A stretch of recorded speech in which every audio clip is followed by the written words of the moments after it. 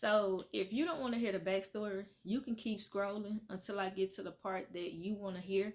Um, I've had comments on my Facebook page and my other TikTok account where was asking me to do the backstory, and not only asking me to do the backstory, but they asked me how did I end up in this situation, if I can do a story time on how I ended up in this situation.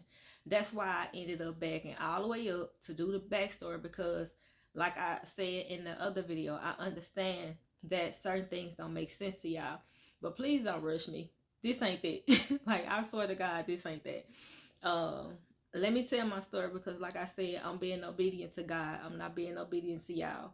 I went through the whole pregnancy by myself because the baby father did not want to be there. Um, but I tried to force him to be there. I was young, so I didn't know at the time that you couldn't force a father to be there. The only reason I tried to force him to be there is because I know what it feels like to not have my mom or my dad in my life. So I wanted him to be a part of my daughter's life. I wanted my daughter to have both parents in her life. So now it's time for me to deliver our daughter. I contacted him the night that my water had broke, and I told him that I was getting ready to have our daughter and I was on my way to the hospital.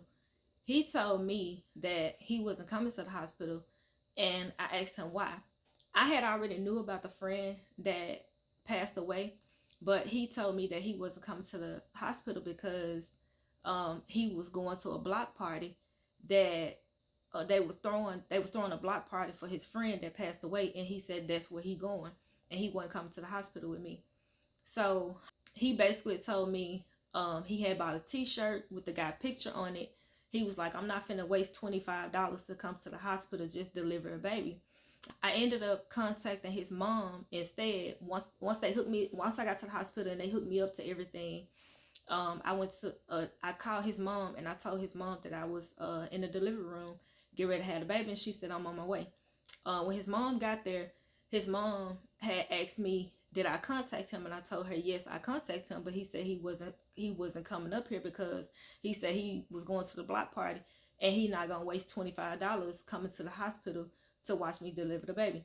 She got pissed off like instantly, so she contacted him, cursed him out, and told him to get his ASS to the hospital.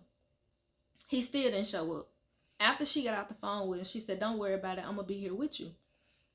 So I had his mom and my family that was there with me when I went into labor to deliver the baby. He didn't show up until everything went wrong.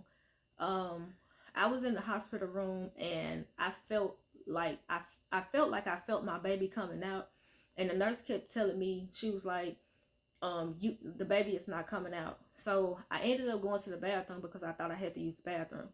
And so I couldn't use the bathroom when I went to the bathroom. So I told the nurse, I think she coming. Like, I think the baby is coming.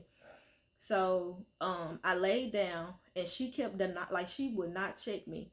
So after the fourth time of me basically getting frustrated of telling her that I think my baby is coming, she kept telling me no. Then she was like, let me check you, just just to so you can calm down. And so when she checked me, she realized something was wrong. My baby was coming out the wrong way. And so she instantly threw whatever she had in her hand down, and she was like, don't push, just hold on a second, do not push. And so she ran out the hospital room and she went to get the nurse, and all I remember is like so many people running into the hospital room, and I instantly got scared, like, what's going on? So then the lady was like, drink it. They were throwing medicine down my throat, telling me, drink this, eat this, swallow this. And I'm like, what's going on? Me and my family, we were wondering like what's going on. So everybody at this point is panicking. My aunt was recording it. She got the recording, but she won't let me see it. I don't know why. I guess it was just too traumatizing. But anyways, they were throwing medicine down my throat, and the male doctor got on top of my bed, and he like basically started pushing my baby back up so that my baby didn't come out. Like, he literally had his whole arm up me. They ended up rushing me out the room, telling my family to move back. Um, the only thing I could remember is them pushing me onto an elevator. And then once they pushed me onto that elevator, the doctor kept telling me to relax And then that's when everything went out. All I could see is a light. Like I seen light, like nothing else. I just seen like light. That's all I remember. My dad told me that the doctor had came out and told him that I didn't make it. And that there was nothing else that they could do. Like I was gone. Um, then my dad was basically telling them to get in there, do everything that you can do for her, because he didn't want to go through the trauma of losing me the same way he lost my mom. Well, actually not the same way, but my mom was pregnant with my sister when she passed away. But anyways, so my dad said that a doctor had ended up, once the person that was talking to him was standing there talking to him. He said moments later, a doctor started running down the hallway real fast. So apparently that was my doctor, and he was late. Like why he late, I don't know. But my dad said he ended up running into the room. So he had told the nurse that was operating on me, and told my dad that there was nothing else that they could do. Once they got in the area, um, they had told the doctor that ran in that I was gone. There was nothing else that they could do. And the doctor had told them, if y'all gonna be talking like that, I'll operate on her by myself. Y'all can go.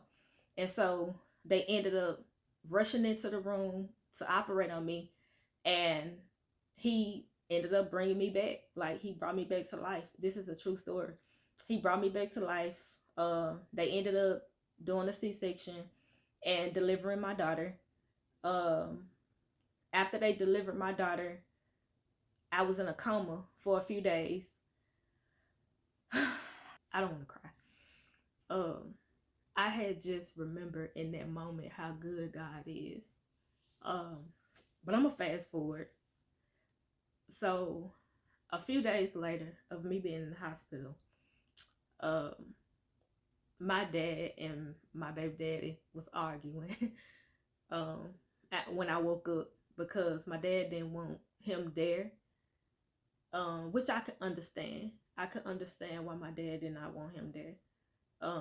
Because he showed up when everything went wrong. Even though he wasn't there, I still, being honest, I still was happy that he was there, not for me, but for my baby. Because I wanted him to be there for my baby. Like nobody understand that I really wasn't thinking about him being there for me, because I was already done with him. I just wanted him to be there for my baby. And my dad, like, with them being into it at the hospital, the doctor came in and he basically went off on my dad and my baby daddy, because he was like, she just came out of a coma. Do you understand what your daughter just came out of? Do you understand what just happened to your daughter? Like, she don't need that. And so everybody calmed down, and my baby daddy ended up leaving the hospital.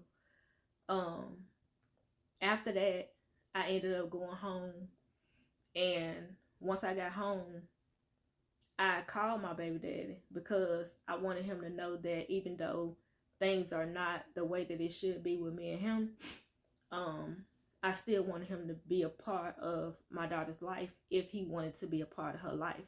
Like I didn't care nothing about none of that stupid shit. I just wanted him to be a part of his daughter's life.